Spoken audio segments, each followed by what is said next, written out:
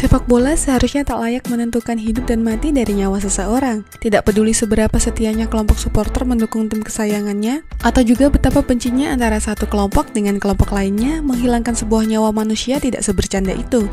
Namun kenyataannya, kekerasan yang terjadi di dalam tribun maupun di luar stadion seringkali menimbulkan korban jiwa.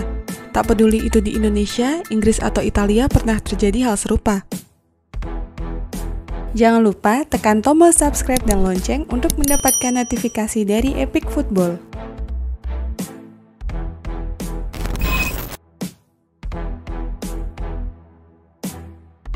Pada 2018 lalu, adegan penusukan di luar Stadion Anfield menjelang semifinal Liga Champions yang mempertemukan Liverpool dan AS Roma adalah yang terburuk.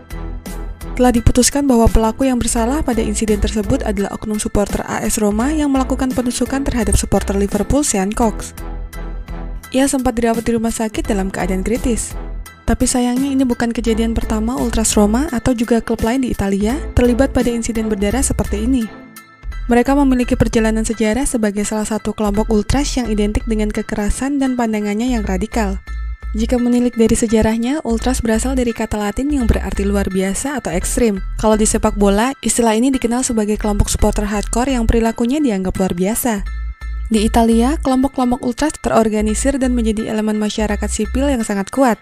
Dukungan mereka untuk klub sangat loyal, sementara identitas mereka seringkali didukung oleh politik. Kelompok ultras adalah mereka yang memberikan atmosfer pertandingan mempesona, menghadirkan koreografi, bentangan-bentangan spanduk, kelauan flare dan kebisingan dari sorak-sorai yang tak henti diteriakan.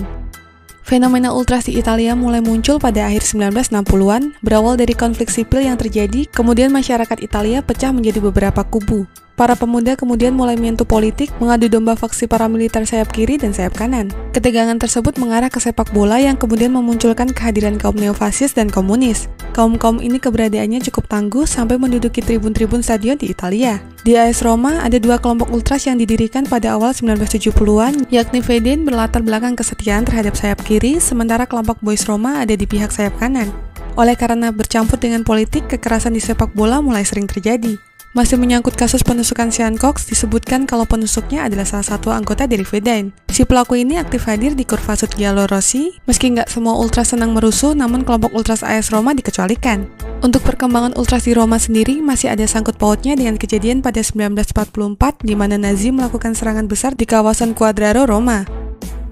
Wilayah ini dikenal dengan zona sentimen antifasis. Jerman kemudian menangkap 700 orang di sana dan mengirimkannya ke kamp konsentrasi, sebagian besar dari mereka tewas. 30 tahun kemudian, simpati politik rakyat atas insiden penyerangan yang dilakukan oleh Nazi tersebut menjadi inspirasi berdirinya salah satu kelompok ultras yang paling terkenal di Roma, Fedyn. Kelompok ini dibentuk oleh seorang komunis terkenal, Roberto Rulli. Nama Fedyn sendiri dipilih dari nama kelompok pembebasan Palestina. Pandangan dan sikap politik Fedyn membentuk mereka berhadapan langsung dengan kelompok ultras lainnya, Boys Roma yang memiliki pandangan politik berseberangan. Kekerasan tentu menjadi bagian dari ideologi ekstrem mereka. Terlalu nyaman dengan budaya kekerasan. Kelompok ultras sayap kanan dan sayap kiri sebenarnya sudah dicoba untuk dipersatukan. Pada 1977, Komandos Ultra Curva-Sud didirikan dalam upaya menyatukan mereka. Namun upaya ini gagal karena sebuah tragedi berdarah. Seorang pendukung Lazio, Vincenzo Paparelli, terbunuh oleh petasan roket yang ditembakkan dari tribun oleh anggota supporter Fedyn. Kematian Paparelli ini menjadi duka nasional, juga menjadi tanda bahwa kekerasan sudah menjadi bagian dari tubuh politik ultras di Italia. Pada 4 Juni 1989, supporter Roma Antonio De Falsi jatuh pingsan dan meninggal karena serangan jantung setelah dikejar oleh 10 ultras Milan dari Stadion Milano Centrale. Kematiannya masih diperingati lewat bendera yang dikibarkan di Curva-Sud Roma. Politik pemerintahan negara yang kacau membuat tindakan kekerasan di masyarakat semakin beringas. Kegagalan ini kemudian banyak menimbulkan berbagai bentrokan antar kelompok ultras dan aparat. Jadi ultras tidak hanya menciptakan konflik kepada sesamanya, melainkan dengan siapa saja yang menghalangi langkah mereka. Kembali soal bentrokan antara ultras dan ultras ataupun dengan kelompok lain, Roma punya julukan sebagai Step City. Ini diambil dari beberapa kejadian penusukan yang dilakukan oleh para kelompok ultras ibu kota Italia tersebut. Pada Europa League 2006, sebuah insiden penusukan terjadi di Dragon Ship, sebuah pub lokal rasa internasional karena sering didatangi tamu asing. Beberapa orang ditusuk di sana, tepat hari di mana Roma memainkan pertandingan kontra Middlesbrough. 6 tahun kemudian, fans Tottenham yang dikenal sebagai pengikut Yahudi diserang oleh ultras Lazio di pub yang sama.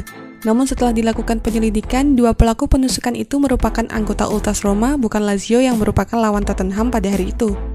Pada final Coppa di Italia 2014, di Roma juga pernah terjadi bentrokan besar antara Daniele De Santis, mantan pemimpin Ultras Roma, dan para supporter Napoli.